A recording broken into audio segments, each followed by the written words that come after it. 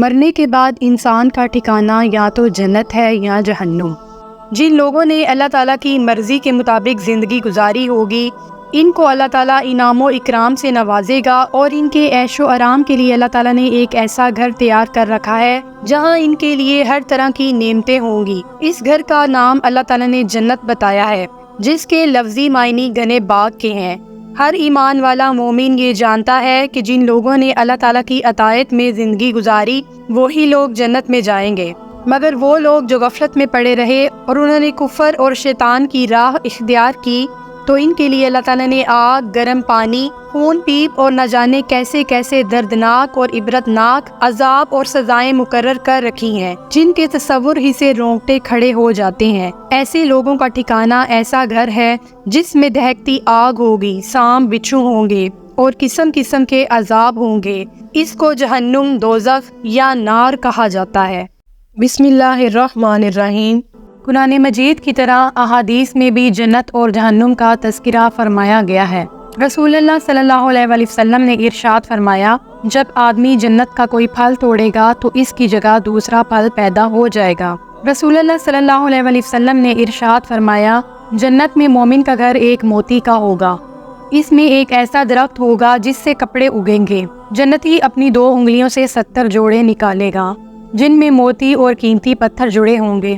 ایک اور روایت میں ہے کہ ایک شخص نے رسول اللہ صلی اللہ علیہ وآلہ وسلم سے کہا، اے اللہ کے رسول، اس شخص کے لیے توبہ ہے جس نے آپ کو دیکھا اور جو آپ پر ایمان لایا۔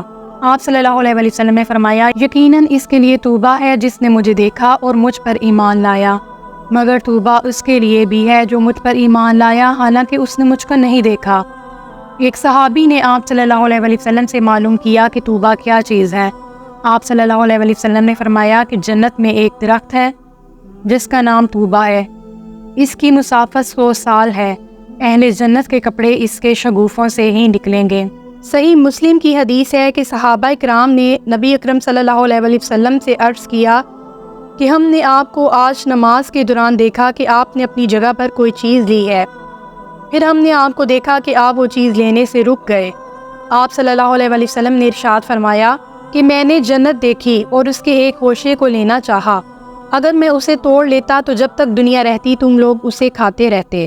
نبی اکرم صلی اللہ علیہ وآلہ وسلم نے فرمایا کہ جنت کی چیزوں میں سے ایک ناخن کے برابر کوئی چیز ظاہر ہو جائے تو زمین و آسمان کے کناروں کے درمیان جو کچھ ہے اسے چمکا دے۔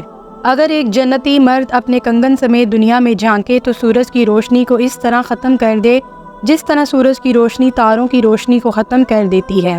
احادیث مبارکہ میں جنت کی طرح جہنم کے عذاب کے بارے میں بھی تذکرہ فرمایا گیا ہے۔ رسول اللہ صلی اللہ علیہ وآلہ وسلم نے ارشاد فرمایا، دوزخ کی ہر چہار جانب 4 فسیلیں ہوں گی، ہر فصیل کی موٹائی 40 برس کی راہ ہوگی۔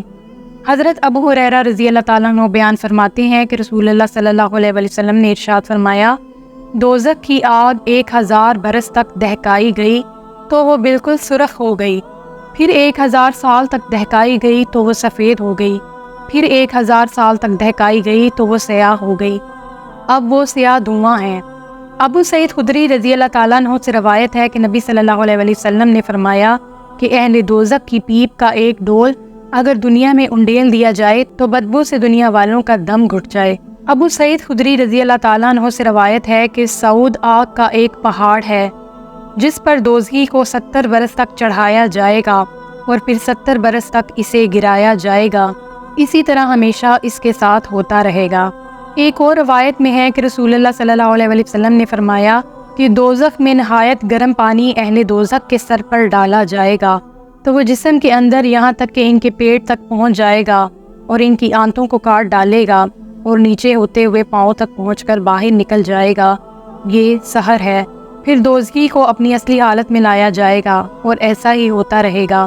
رسول اللہ صلی اللہ علیہ وآلہ وسلم نے ارشاد فرمایا کہ کچھ دوزخی ایسے ہوں گے جن کے ٹخنوں تک آگ پہنچ جائے گی، کچھ ایسے ہوں گے جن کے گھٹنوں تک پہنچ جائے گی، کچھ ایسے ہوں گے جن کی کمر تک پہنچے گی اور کچھ ایسے ہوں گے جن کی گردن تک پہنچ جائے گی۔ حضرت عبداللہ ابن عباس سے روایت ہے کہ نبی صلی اللہ علیہ وآلہ وسلم نے فرمایا کہ زقوم کے درخت کا ایک قطرہ دنیا میں ٹپک پڑے تو اہل زمین برباد ہو جائیں، تو ان کا کیا حال ہوگا جن کا کھانا ہی زقوم ہوگا۔ آپ صلی اللہ علیہ وآلہ وسلم نے ارشاد فرمایا، کہ سب سے کم عذاب والا دوزخی وہ ہوگا جس کے پاؤں میں آگ کی جوتیاں اور آگ کے تسمے ہوں گے، جن سے اس کا دماغ ہانڈی کے ابال کھانے کی طرح کھولے گا۔ وہ شخص اس عذاب کو بہت سخت سمجھے گا، حالانکہ وہ سب سے کم عذاب والا ہوگا۔